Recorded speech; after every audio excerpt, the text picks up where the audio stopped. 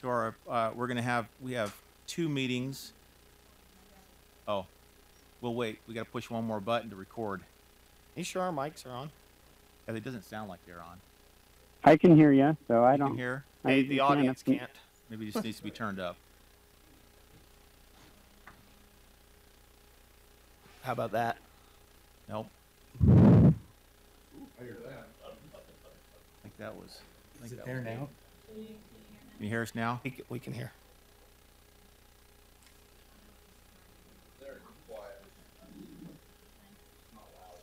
How about now?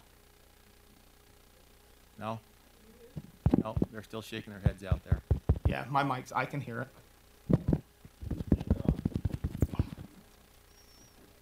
Okay, is the recording pushed? The button pushed?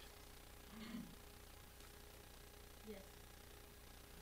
All right, we'll start our Board of Equalizations meeting. We've got 2 meetings. We'll start with this Board of Equalizations, then we'll move to our commission meeting. And we've got all 3 commissioners are here with Commissioner Ivey on the phone. We've got 5 items on our agenda. The first one on our agenda is to approve the Board of Equalization Assessor approved review process report. Any questions to that one? No.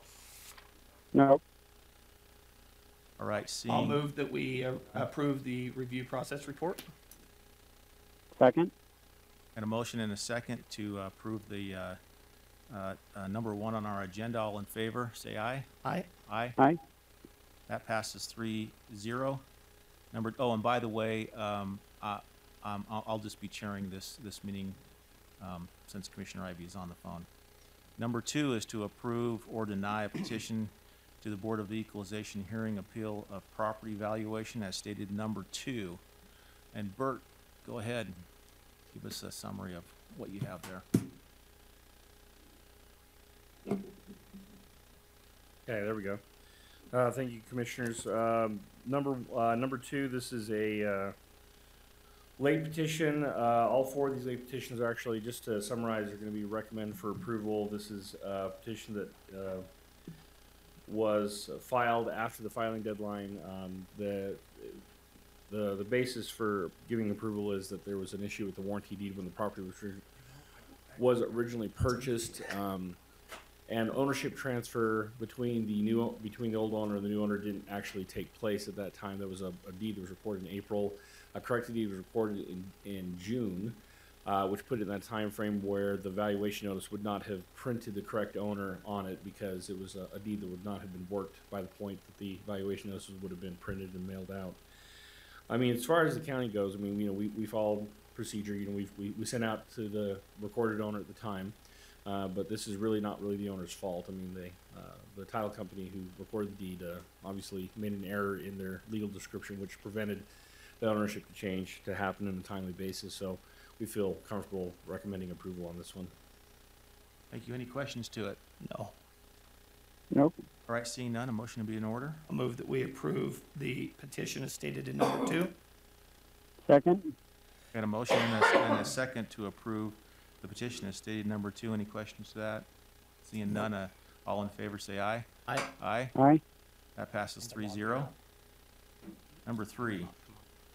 Okay, number 3. This is a request for approval based on the fact that it's a factual error. So this is a factual error only correction. So Okay. this is recommend approval on this one as well. Yep. Those are the easiest ones. Yep. Mm-hmm. All right. Motion to be in order on this one, number 3, to approve. I'll move that we approve the petition as stated in number 3. Second? Got a motion and a second to approve the petition as stated number 3. All in favor say aye. Aye. Aye. Aye. That passes 3-0. Number 4. Number 4, also a factual error. This is one brought by the, well, actually both this last one and this one were both brought by the assessor's office. This is an actual factual error. They're trying to correct that due to misclassification or something like that anyways, but they'd like to fix this mistake. Yep. Okay. Very good. Motion to be in order. I'll move that we approve the petition as stated in number 4. Second? Got a motion and a second to approve the petition as stated number 4. All in favor say aye. Aye. Aye. Aye. That passes 3-0. Number 5 is to approve or deny a petition as stated number. Property values again. Yep, and number 5, again, this is a recommendation for approval. Mr. Bowen provided a detailed explanation as to why he missed the deadline. It's due to an ongoing medical condition. It's not necessarily an emergency situation, but reading through the statement and the little bit of backup documentation he provided, we feel comfortable feeling like this is an extenuating circumstance due to medical issues. So we recommend approval on this one as well. I do as well. Any questions to that? Nope. Motion to be in order? Move that we approve the petition as stated number 5. second, A motion and a second to approve the petition as stated number 5. All in favor, say aye. Aye. Aye. aye, Last motion. Motion to adjourn. second, We got a motion and a second to adjourn. All in favor, say aye. Aye. Aye. aye. We're now adjourned from the Board of Equalizations meeting, and we'll move as soon as the button's pushed here into our Board of Commissioners meeting.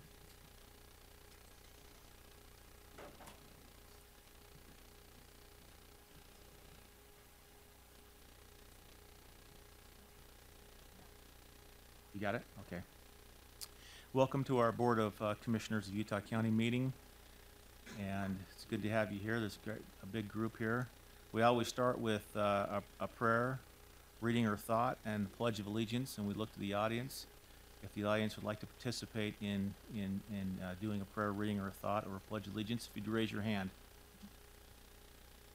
See any volunteers? Which one? Prayer?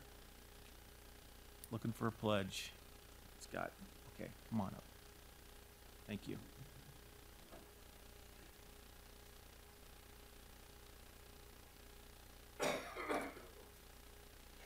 I have to say my name. No. No, I think we know. Our dear Heavenly Father, we thank Thee for all the many blessings. We thank Thee for this country we have to live in. We thank Thee for the form of government that we participate in. We thank Thee for this being an election day where people can vote and make their voices heard. We ask, please bless all of us, that all those in the county, that no matter how an election goes, we all stay united and work to make our community as good as possible. We thank Thee for those that work at Utah County and the public service that they provide. And we ask, please bless all of them. And we say these things in the name of Jesus Christ. Amen. Amen.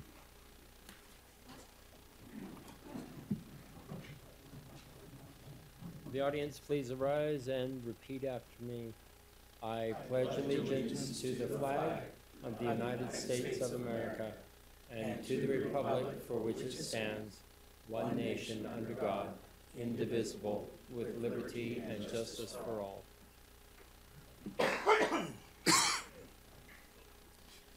Now, as this day is an important day for us as American citizens, please get out and vote if you haven't. Probably everyone in the audience has already voted, but tell all your neighbors to do the same. Get out and vote. All right, let's just go right off. Commissioner, you're up. Okay, well, there's no probably secret to which department has our Employee of the Month this time, considering the entire IT department is here. And by the way, I can't log into the agenda for real, so one of you before you leave, please help me. Neil, if you would come on up. You are our Employee of the Month.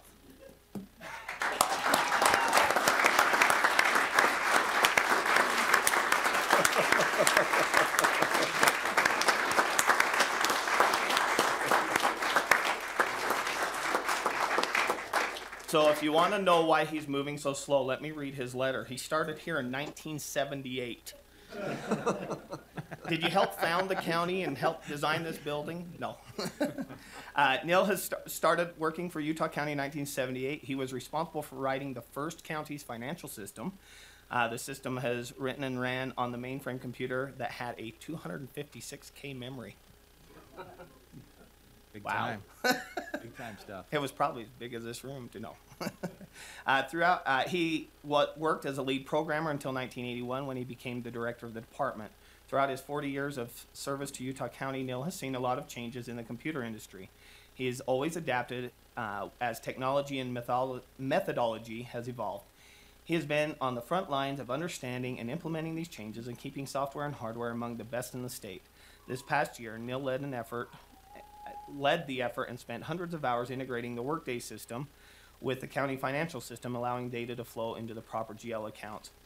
He has been, I'm going to go off script. There's a big long letter and it's going to be sent to every employee. You should read it. He has done so much. I just want to take the time to appreciate you. Everything that we have in this county on the computer, you hear about a problem, half the time you're already working on fixing it before you even hear the problem. In my 4 years being here, we've accomplished a lot. I appreciate you helping us get where we've gone, and without you and your team and the leadership you provide, this county would be in a big hole. And we've often talked about, unfortunately, we all know the day's coming when you're going to leave, and this county is going to be sorely missing you, not just the employees, but the residents, for the service you provide. So, Neil, truly, thank you for all that you've done. Now you get a chance to speak.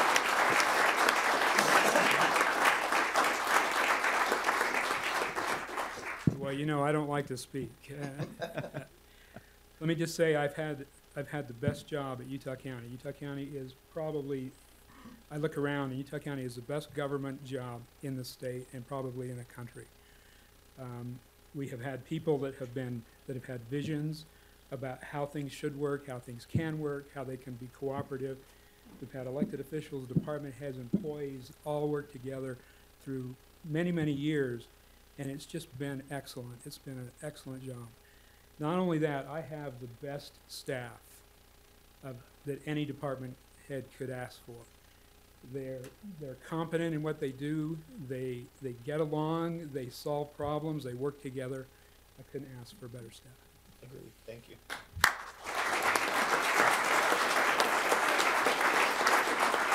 So here's the letter, but here's another letter and some goodies and a certificate. Thank you. Thank you for real.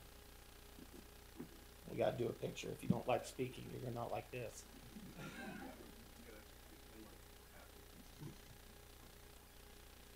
We are 56 more days.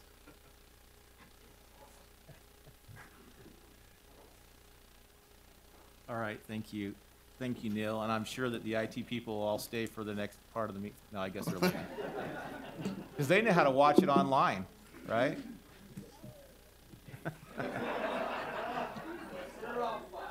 When one of you gets down there, if you'll figure out why I can't log in, I would appreciate it. I'm in. Yeah, it's working for everybody else. It's Okay.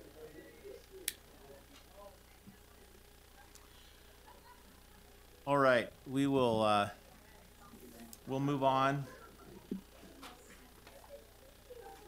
We've got 6 items on our consent agenda.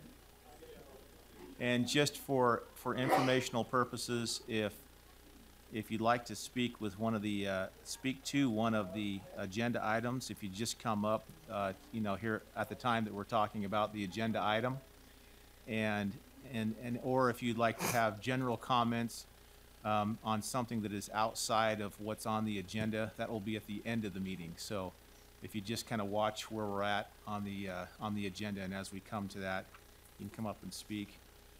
We've got 6 items on the consent agenda. We'll move everything temporarily. We'll move everything consent and regular agenda to a consent agenda, and then we'll pull things off for discussion as needed. On our current consent agenda, we have 6 items. Are there any items that we need to pull off? I didn't have any. Okay, seeing none, we'll leave those on consent. On the regular agenda, if we could hold number 1,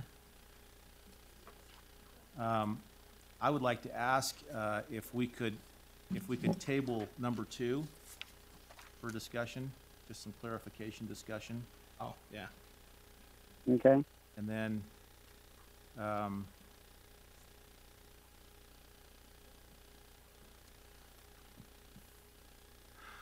number 6, number 7.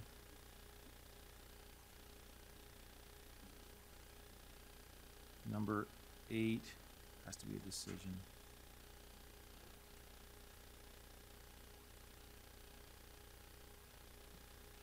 since I can't open my agenda, 9 and 10 have the amounts in there, right? 9 and 10 have the amounts Okay. in there for the 11,000 and the 75. Yeah.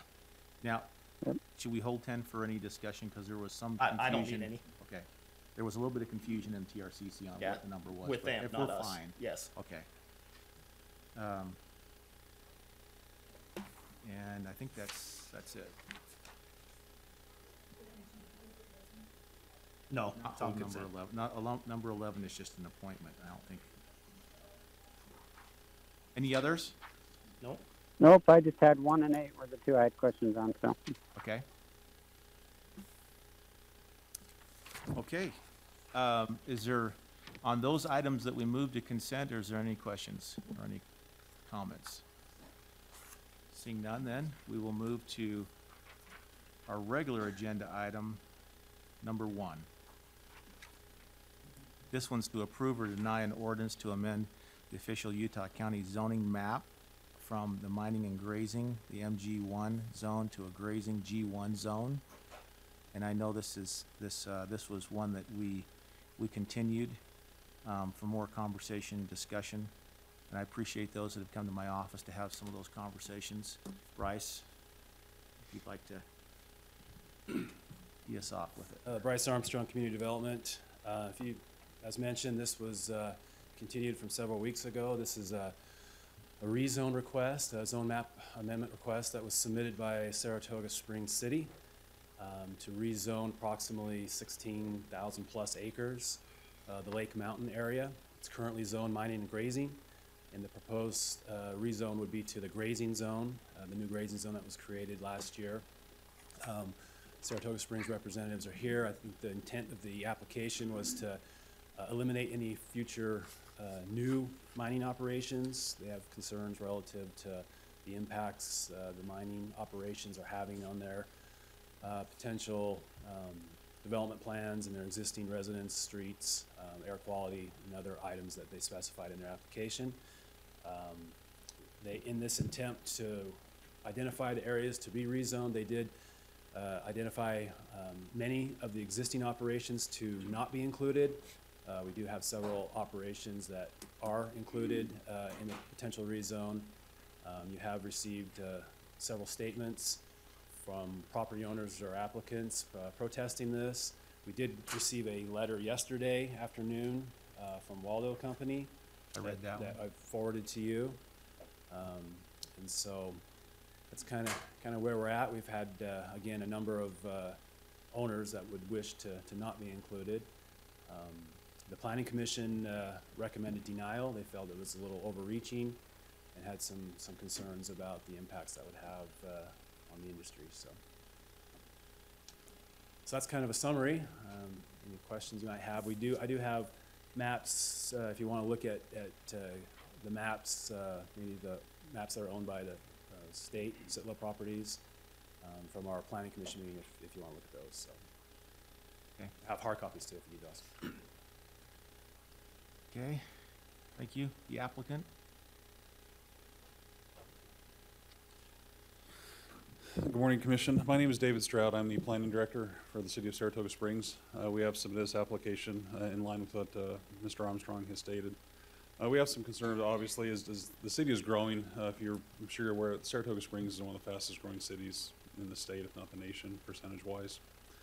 We are looking at a lot of future development in the city. We have thousands of lots that are already approved now in the city, yet to be built or platted, but on master development approvals, they are there. A lot of this property that is in the rezone, it does constitute state and federal lands.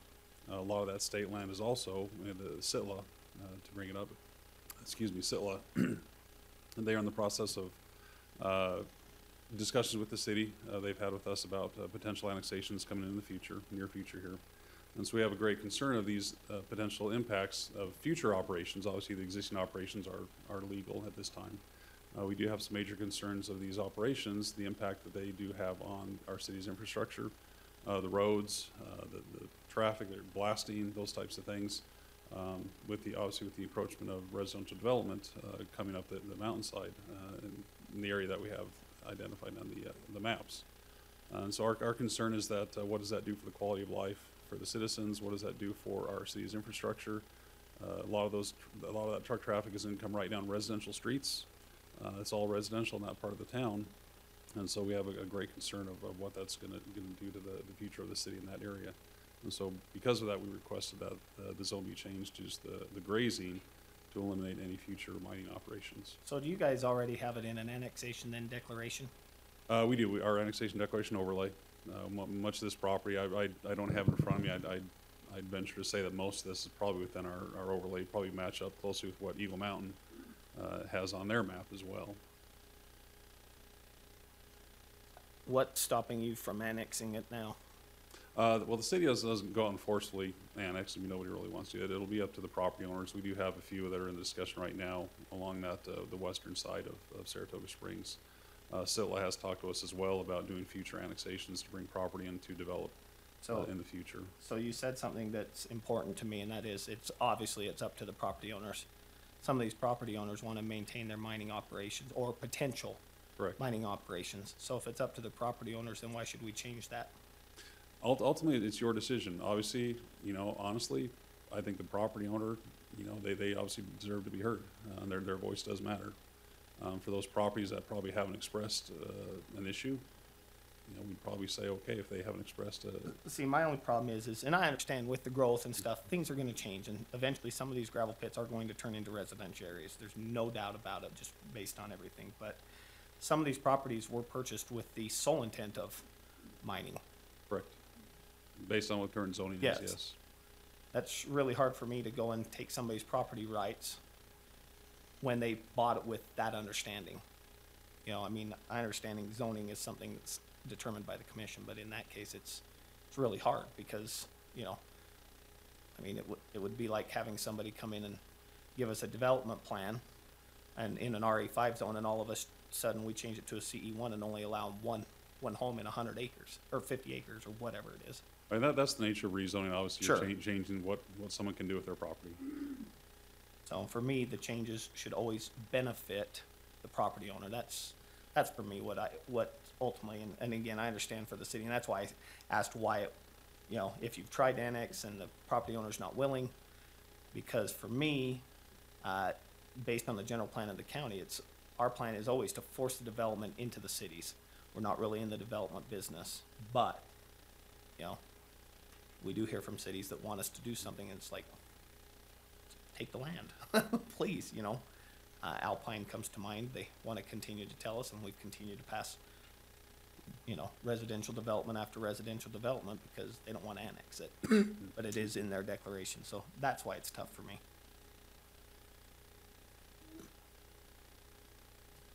Yep, I'd like to, is there others who would like to speak to this? Please.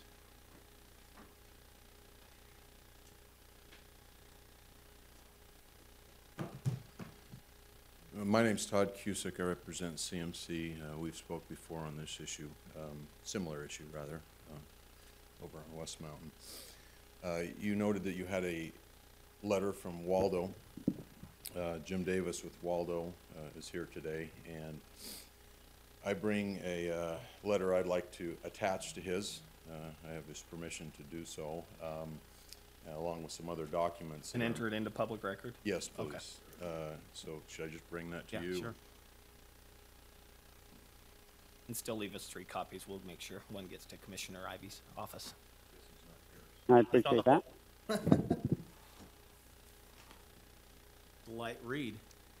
Yeah, it's a little light reading for you. I put it Good news together. is there are some pictures. Yeah, okay, that's, There's some pictures in the middle there. That's an Chunks. environmental study, archaeological study is what it is, so you might want to just zip right through that one.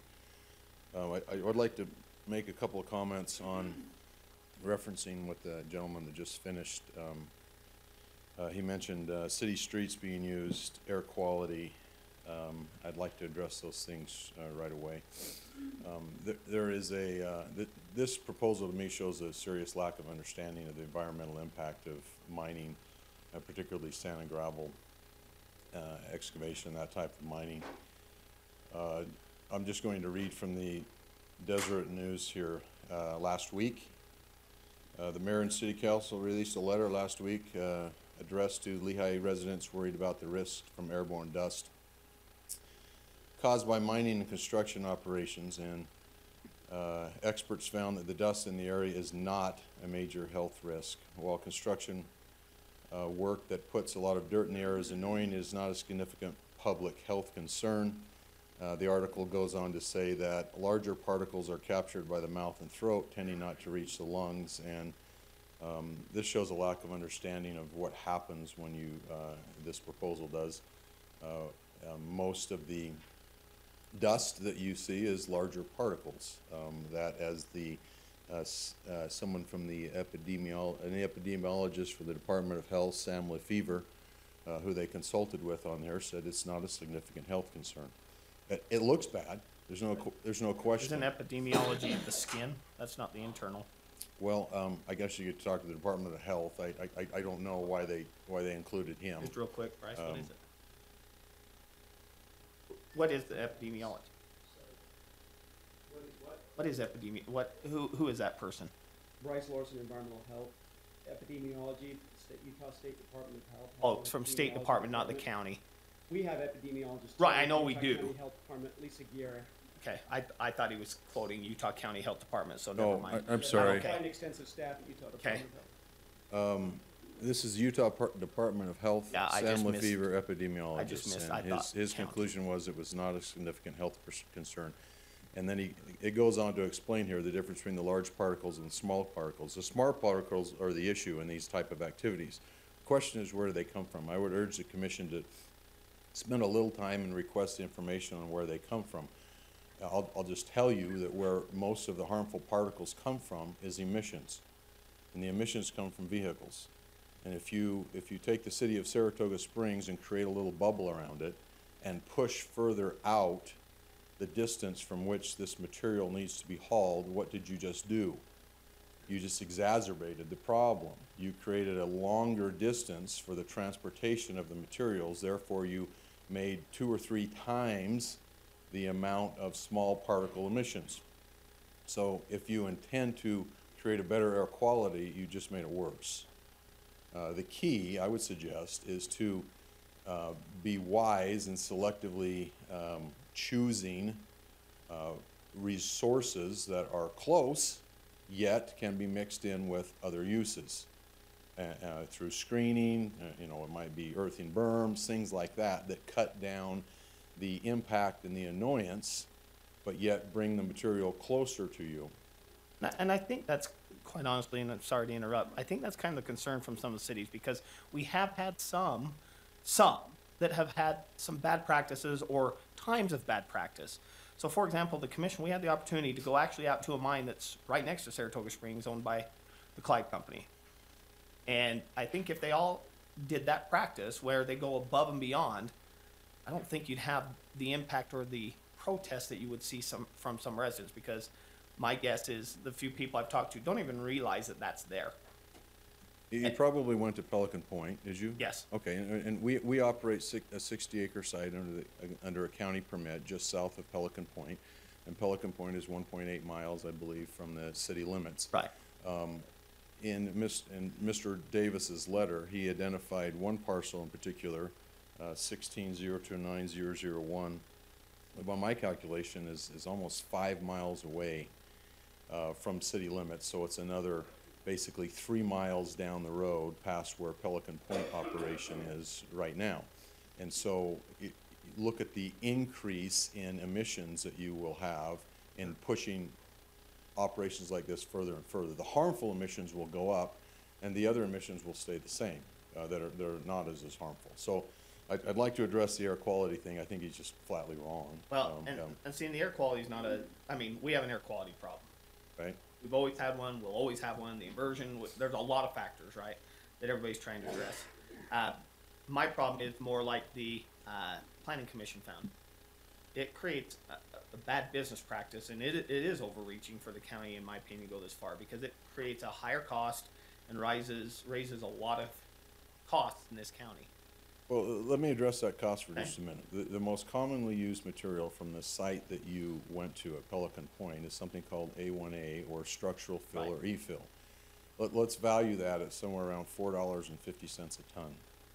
If you create a 6 mile or 5 mile buffer and increase the distance that will be hauled. You're doing two things. You're gonna increase the emissions, and you will add to it about $4.50 a ton to the cost of the material. In other words, you will double the cost of the material, and then you will increase the emissions. Right. So you've got two negatives. And I have a problem just philosophically with someone who has already built their home, put their driveway in, used the concrete they've used the roads, put the road base in, saying, well, my neighbor, I want him to pay twice as much now, so that I can enjoy a little less annoyance. You forgot the other part that that area says. And by the way, they built it next to a mink farm, so they're mad of the smell. Yeah, well, I'm not here to address mink farms. I know that's been a sensitive subject here. So the letter that they gave you, there's also a couple other things relevant to the Waldo properties that should be noted for the record. It includes parcel 16029001, which is attached to permit S049009 with the State of Utah Division of Oil and Gas and Mining on the Waldo property that we permitted in 2013. There was a testing operation that went on in 2013 and 14. The county, the last 2 pages of the document I gave you, issued a business license that included those 3 parcels, 001, 003, and 004. So I just want to state for the record that those 3 parcels, and I believe one of them, the largest of which is included in this proposal, are a vested mining rights under the state of Utah laws. And so I would request that if you do anything with this proposal, you make sure that those are omitted, or to avoid any legal entanglements later regarding the state laws regarding vested mining rights. So that's important, I think, to have in the record there. I'm happy to answer any questions about our Can I ask you- operation or, yes. Ask you just some general questions. I understand your argument, but I'm sure that you don't sell just to Saratoga Springs with gravel. I'm sure it goes to other parts of the county as well, and probably other gravel possibly could come all the way back from who knows where to Saratoga Springs, as you know, as That's actually that's a misunderstanding. Let me explain. When someone buys, this is a commodity, okay? Right. Let me back up. City of Saratoga Springs, I think they use AAWPA rules for defining the material that needs to be used for different parts of a road or a home or structural fill and so forth. Okay, those are very specific rules about how much and size of particles are in each and the gradation of each material. Sure. And it becomes a commodity at that point, okay? Because my dirt's not any better than Greg's or Bill's or whoever's, okay? My A1A or my UTBC untreated base course or 3/4 inch gravel, it meets certain specs. If it meets it, it meets it. And so it becomes a commodity. The issue of where it is used is therefore determined by one factor, the distance to haul it. That rules everything. And so every gravel source ends up having a bubble or a reach. And so our current operation that's just south of Pelican Point where you visited reaches just about to the end of Saratoga Springs. If there is no reason, and I tell our customers this, I'll have customers that will call me that will say, look, I need road base for this project. My first question is, where is it? And if it's around that side of that bubble, I just tell them. I said, why? Just go call Staker Parson, use their beef hollow pit. I know it. I used to own it. You just take the material from there, and it won't cost you as much to haul it in. It's the same thing.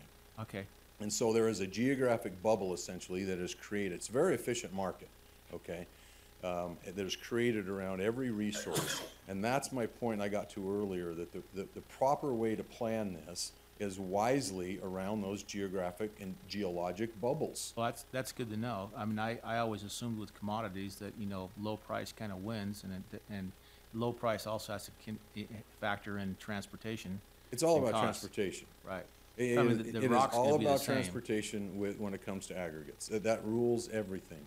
It is the first thing somebody does is look at the location, look at the distance, and they'll divide it by, there's 3 types of trucks. They got a cost per minute for every truck. They divide it, they measure it, it's done. That's how materials sold. So what you're saying is, which is probably very true, is that you would never take your product to Bountiful. Never. Because it just wouldn't make any sense, right? 'Cause Well, it's- if you wanna buy some in Bountiful, I guess I'll sell it to you, but it wouldn't make a lot of sense, it would Bill. probably cost more than what you could get from somebody up in that area. To make the material, by the time I passed Bluffdale, you spent more to move it than to Yeah. make it. Okay. Good to know. That So was, the better approach to planning here is to find the resources within the bubble, figure out how to blend them in with other uses, screen them, guard them from the annoyance issue. Realize that there is an extreme amount of regulation that revolves around the health associated with these type of operations. When Peggy from planning came and visited us this week, we were in the third day of an MSHA inspection where, I don't know if she noticed, but all of our guys were wearing air and sound quality monitors, big vests around, all day long for for a whole shift period to make sure that it was a safe working environment. They realize there's a lot of that goes on, and there's also a lot of this misunderstanding of, that these operations are creating the air quality issue. They're not. They create, visually, you can see there's an air quality opacity issue, but what harms you is transferring it and burning in an emission, and all this proposal does is increase that 2 to 3 times as much. That's all, you're making the problem worse by creating this little bubble. okay, good. Thank you. Any other questions? Thank you. Any other comments from general? I don't think that I can say it better. My name's Dustin Hughley. I have some property, I think I've been here before, that is leased, and we've actually started permitting it in July of this year, and we're held up waiting on this. On top of that, if we talk about traffic, eliminating the gravel pits that are closer to Saratoga Springs doesn't help, it makes it worse. And come on, gravel is all about trucking, what it's all about. Our plan is, the reason we selected this property is, we plan to sell aggregate to Saratoga Springs. And so, and we're held up, our request is this be denied, and that it, that if there's something else that can be worked out, that it's, and there are so many regulations. We have air quality, we've got Department of, it's not just the county that regulates this, we've got several other state agencies and federal agencies. The other thing I want to tell you is, if we change the zone, the only people that are going to be affected are private property owners. The state can still mine, and I don't know about the BLM, but I can't imagine. I can too. I can't imagine that they can't. You guys aren't going to tell the feds what to do? We'd You're like sure? to. I'm sure you would. And I wish you could. To be honest with you, I wish there were only, he and I were the only people that could sell gravel around. That would be wonderful for us. But that's just not the case, and I don't really want that. But but zoning this, the only people it will affect are the very few private property owners, because almost all of this is owned by the federal government or by SITLA, and changing this zone will do nothing to See, them. and you touched on a point that I think, I know this sounds harsh, but I don't know any other way to say it. I do think it's short-sighted in that area that we say we don't want any more, because it's that area and all that growth that's coming that suffers. That's the area that would suffer, actually. And it's weird, because I know residents don't want it. We all want to live by this beautiful, I understand. I don't want to live by a gravel pit, and I don't want trucks driving down my road, and I don't want frankly, if there was a gravel pit close, the trucks are coming, I'm not living there with my 9-year-old daughter. But people get to make decisions. We don't act as if people don't live in a bubble. Like, you can know, is this a busy street? Where does that road lead? Well, everything there is a busy street, Redwood, Pioneer, it's all. You understand what I'm saying is, Yeah. people can make decisions and protect themselves as well about that sort of thing. And I guess if I had to, I'd just be more diligent. And so I don't think that it comes from a bad place, what they're requesting. I understand. I don't want to live next to a gravel pit, and I don't want a bunch of gravel trucks. But I also don't live in Saratoga Springs where it's growing like crazy. That's just kind of the deal. So I don't think I have anything more to offer that's any helpful to the commission, unless you have any questions for me. Nope. Thank you. I appreciate your comment. Any other comments? All right, we'll bring it up here to the board for any further comments or discussion.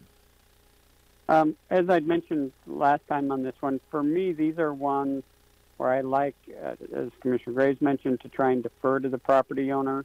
I don't necessarily like the one-size-fits-all on this one. There were definitely some properties that were identified that I think should be excluded, but I'm definitely fine moving forward with the change on a lot of them as well. That's my perspective on it, is I like kind of that, I guess it's a compromise position where we grant as much as we can, but allow those property owners and entities to remain where they are as long as it makes sense within the map. And there were specific parcels that were identified in the last meeting. I forgot the numbers on them, like 10 and 11, where it certainly doesn't make sense to do a change. Okay. So, if I understand you right, maybe, so we've done two different types of motions before. We did one recently in Spanish Fork where we changed the zoning, but we gave like a 30-day window, and we allowed everybody who didn't want to be a part of that new zoning change to, I guess in essence, protest and stop themselves from being in that. So if I were to if I were to make a motion to identify this change, but allowing anybody in those zones who own the property to come in and protest within 30 days to be exempted, if we did it that way, is that what you're kind of asking for? Yeah, to me, I think that I personally like that. I think it allows us to kind of exercise the will of the people the best we can in these matters. And I think that while protecting rights. So in going down through that as well, I think we could do that, and of course that's going to put some work to go out there and contact all those, and then we'll have SITLA and BLM and others that have said kind of both ways. I think SITLA's gone back and forth a little bit with it. I'm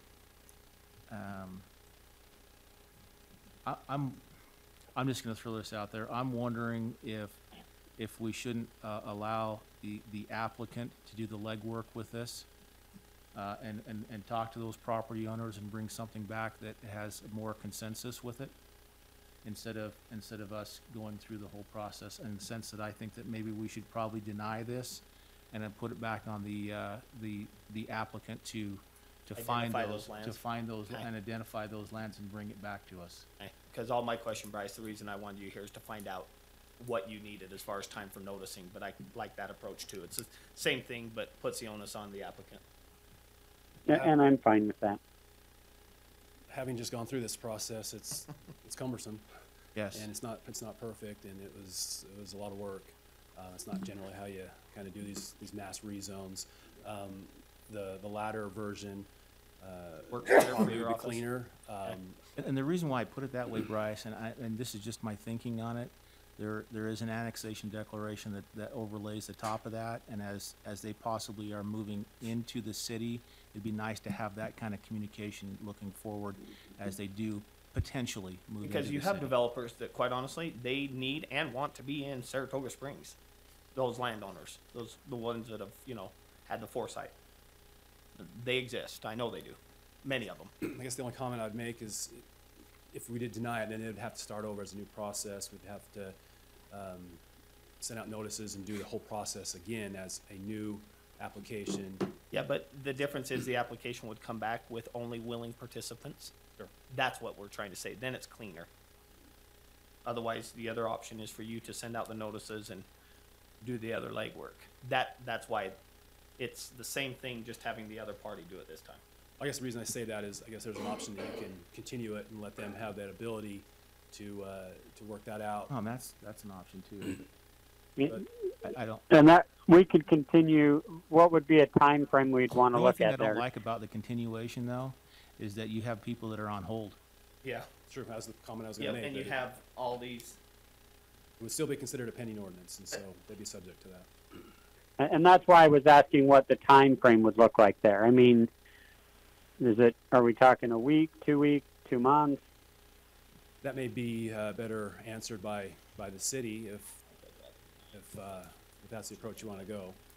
I would imagine what we're getting at is having the city work with each property owner and identify those that they really want to have rezoned. So Is it a and that's cost my thing? point is Is it if a they're cost going to thing? go through that, yeah. Do we charge for an application? Is it like a $200 cost to run through the application or what? Yeah, it's a, I So we mean, could it's a waive cost that. for the applicant we have to send notices all over again, and then just start the process again.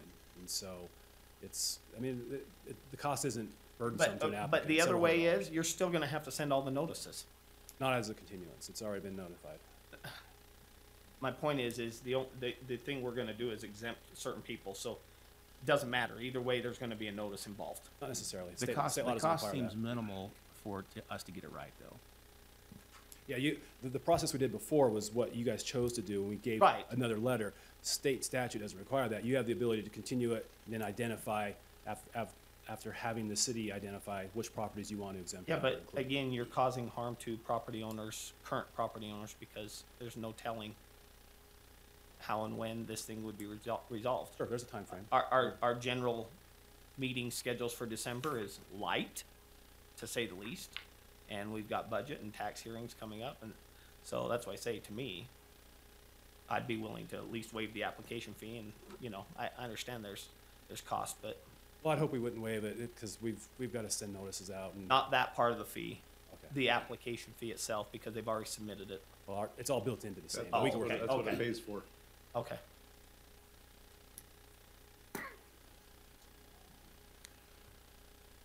All right. Well, there's a bunch of proposals out there. Yeah. We'll entertain a motion. My motion will be then to deny the ordinance as stated in number 1. Second. I got a motion and a second to deny the ordinance amendment as stated in number 1. Any further discussion to that? No. Seeing none, all in favor say aye. Aye. Aye. Aye. That passes 3-0 as a denial. Number 2 we tabled. 3. Oh, we didn't hold 3, did we? No. Number 6. number 6. Peggy. This one is Board of Utah County Commissioners to approve the filing of the recycling market development. I'd like to just kind of know a little bit more. Understand you what know, this and- is, Yeah, yes. understand this a little bit more and reading down through it. Yeah. Because I know that right after it's to set a public hearing, and so I just want to, I know they tag together. Be nice to kind of get Yeah. a, In 1976, Utah State Legislature created the Utah Recycling Market Development Zone Program. And that actually focuses on recycling as an economic development tool for businesses.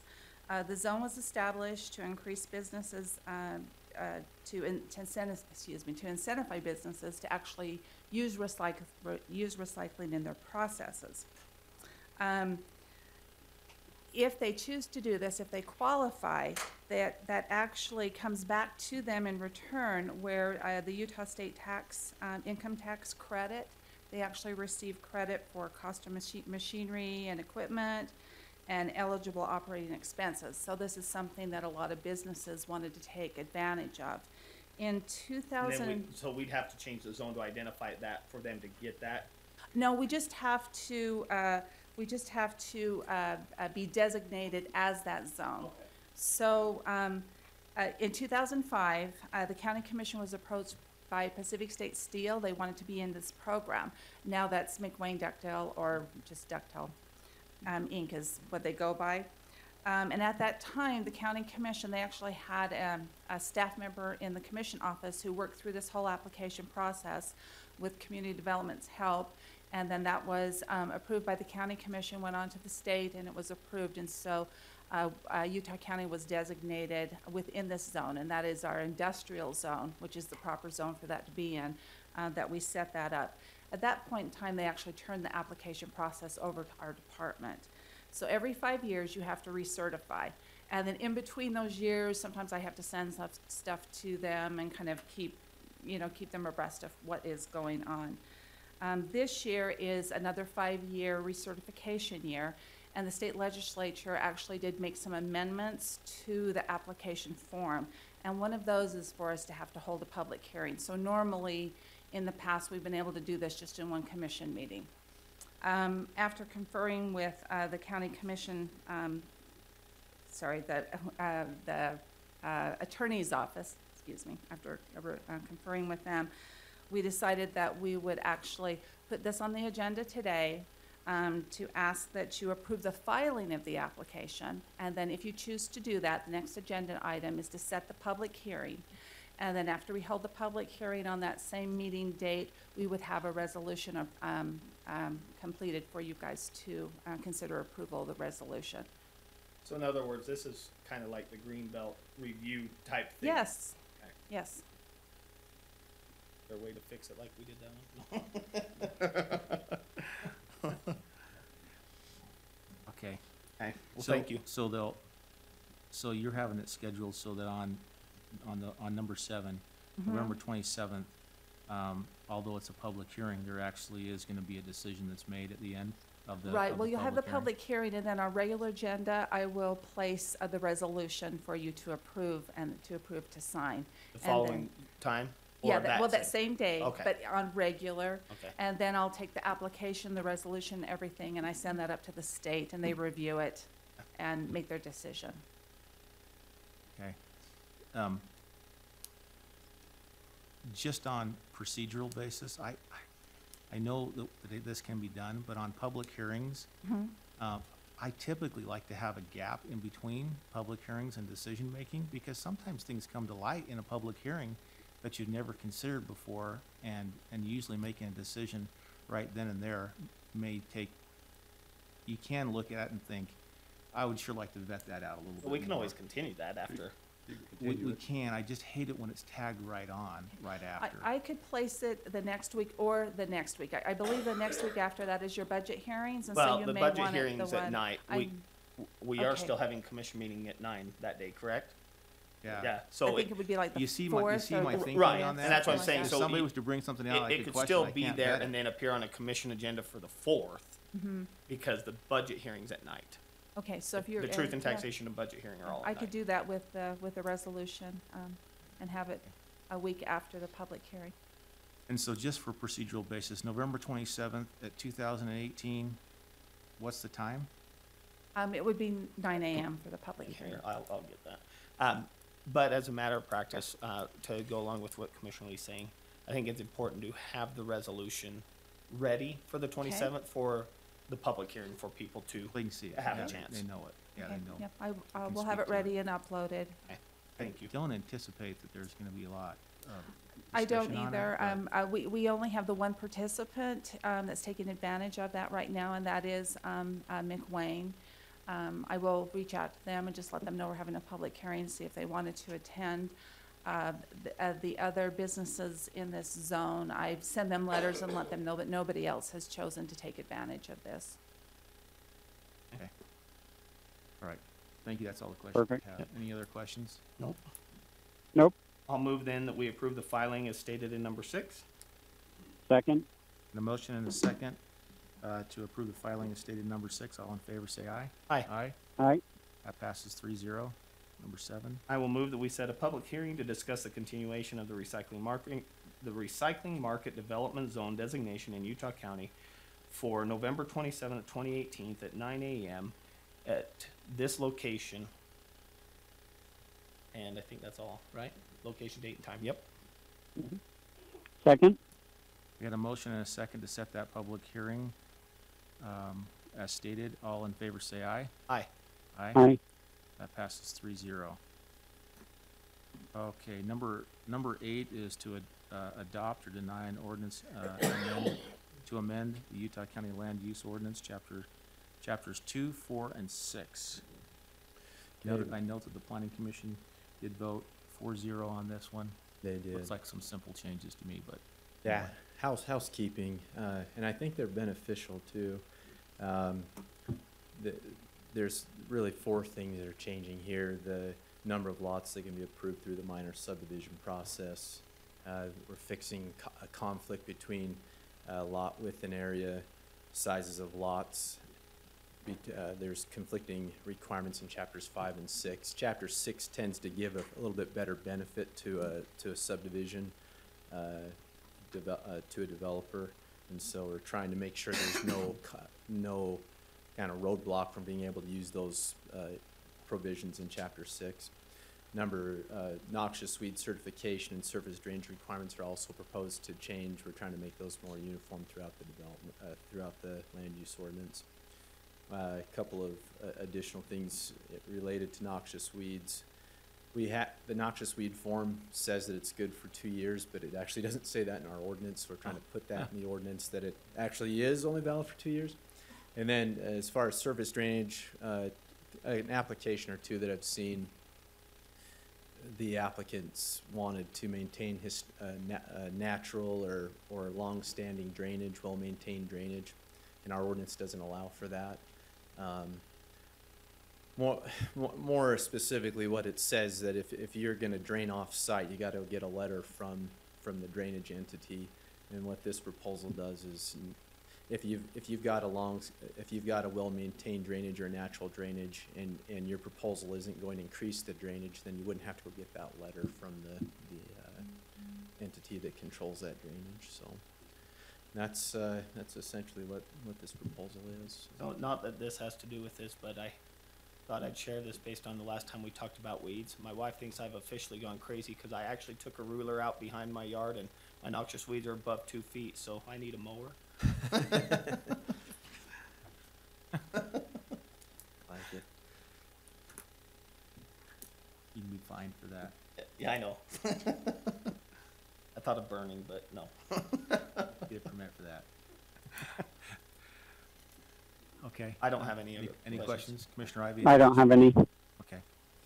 I'll move then that we adopt the ordinance as stated in number 8. Second. Got a motion and a second to adopt the ordinance amended changes in stated number 8. All in favor say aye. Aye. Aye. Aye. That passes 3-0. I will move that we strike regular agenda item 13. Second. Got a motion and a second to strike agenda item number 13. All in favor say aye. Aye. Aye. Aye. That passes 3-0. I'll move that we approve and set a date, time, and location for a closed meeting for a strategy session to discuss the purchase, exchange, or lease of real property, water rights, or water shares for today's date at this location following completion of regular agenda items. Second. Got a motion and a second to approve and set a date, time, and location as stated number 12 on our regular agenda. All in favor say aye. Aye. Aye. Aye. That passes 3-0. I'll move that we approve and set a date, time, and location for a closed meeting to discuss the character, professional competence, or physical or mental health of an individual or individuals for today's date at this location following completion of regular agenda items. Second. I got a motion and a second to approve and set a date, time, and location as stated number 14 on our regular agenda. All in favor say aye. Aye. Aye. I will move that we approve and set a date, time, and location for a closed meeting for a strategy session to discuss pending or reasonably imminent litigation for today's date at this location following completion of regular agenda items. Second. Got a motion and a second to approve and set a date, time, and location as stated number 15 on our regular agenda. All in favor say aye. Aye. Aye. That passes 3-0. We have no work session items. Are there any public comments? General public comments? Seeing none, thank you for participating with us today. We'll move into our closed meetings. Did you get a copy of that? Okay, you can have that copy. That way, we still have 2 in the commission. She's got 1 for the record.